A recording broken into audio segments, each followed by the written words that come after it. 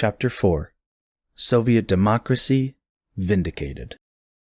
If Trotsky, Hearst, Hitler and company had any ideas that the extension and development of Soviet democracy would provide them with new loopholes and wedges for successful conspiracy against the Soviet Union, they must be feeling today bitterly and sadly disappointed.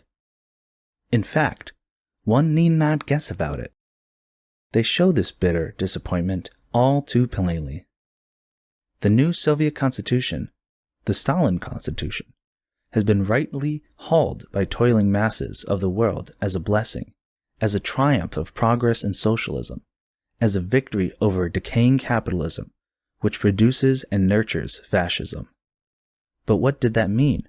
It meant, among many other things, that fascism and the agents of fascism cannot for long live in the Soviet Union. This is so far the only country in the world where fascism cannot thrive. And when some of its agents and Trotskyite collaborators nevertheless do make an attempt to operate, they meet a quick and sure end as soon as they are discovered. This can only bring joy to the hearts of the workers, all exploited classes, all friends of progress, and true enemies of fascism.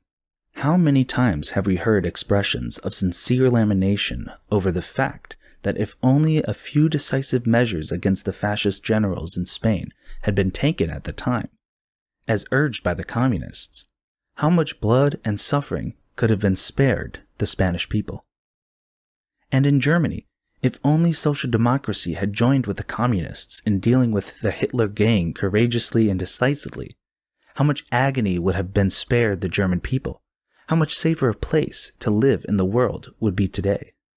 Yet some of these same people who sincerely lament these historic failures seem to feel a bit uncertain about the justification for the drastic measures taken by the Soviet government against the Trotskyite traitors and collaborators of fascism.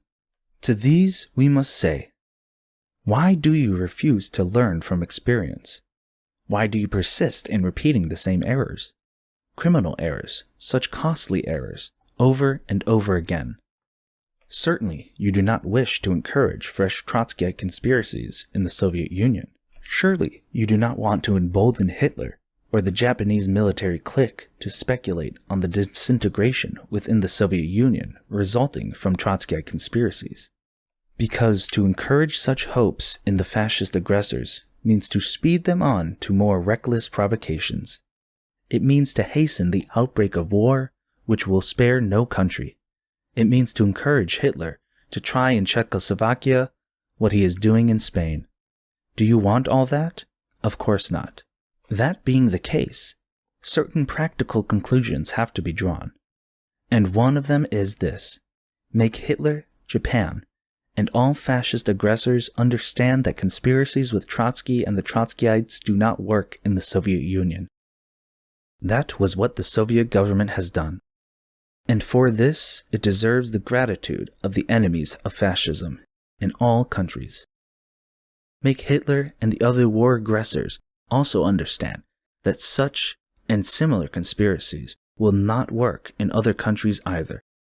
This is what Hitler and Mussolini ought to be taught in Spain, and progressive people everywhere understand that.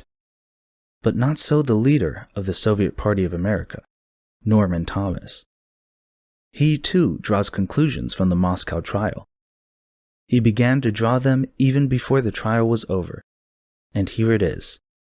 Quote, socialists and workers generally are justified in seeing in this situation the natural outgrowth of the communist theory, which would ruthlessly sacrifice the individual to the alleged interest of the mass, which interest of the mass is interpreted in terms of the revolutionary group able to get and keep power. A group which permits no proper channel of criticism within its governmental organization. End quote. Never mind the mendacity of Thomas trying to speak in the name of all socialists, and even of workers generally. The American workers have not forgotten, nor will they soon forget, Thomas's campaign to elect Landon on the phony theory that Landon would inject some iron into the blood of American labor, so it will fight better. So let's overlook this pontifical gesture of taking everybody under Norman Thomas's fold. But what about the conclusion itself? It is purposely written in very involved terms, but it can easily be deciphered. And here is what it means. 1. Building a socialism in the Soviet Union is not in the interests of the masses. It is only an alleged interest, not a true one, says Thomas, the socialist. 2. The Soviet government is really not the government of the people, says Thomas again. It is only a revolutionary group able to get and keep power, a Stalin group. 3. Soviet democracy, which built a socialist society, which is today the strongest bulwark of peace and progress, whom the Spanish people consider the greatest blessing in their hours of need and stress. This Soviet democracy means nothing at all to the democracy-loving Thomas. No, says Thomas, it is no such thing. It is only a group in power which, because it won't give the Trotsky-Hitler combination a free hand to operate in the Soviet Union, permits no proper channel of criticism within its governmental organization. This is no mere philosophizing, rotten as it is. It is very actual and has an immediate practical purpose.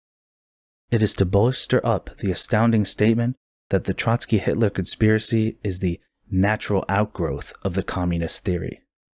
These are Thomas's words. They will be found, in the above context, in the semi-Trotskyite sheet that calls itself the Socialist Call, of January 30th, 1937. It means the conspiracy is to be blamed not on the conspirators or their fascist partners. No, says Thomas, blame it on the communist theory as he, Thomas, interprets it. This sort of conclusion is obviously needed by Thomas also to justify his toleration of the Trotskyites in the Socialist Party and his membership on the Committee for the Defense of Trotsky. But fair-minded people and true socialists will want an answer to this question. How far is it from considering the Trotsky conspiracy, which includes the murder of Kirov, a natural outgrowth of communist theory, to actually justifying the Trotsky fascist conspiracy? It is not very far. One may lead into the other. Thank you for listening to this reading from the People's School for Marxist-Leninist Studies. Follow us on Twitter and Instagram. Join us on Discord and visit peopleschool.org to sign up for free classes.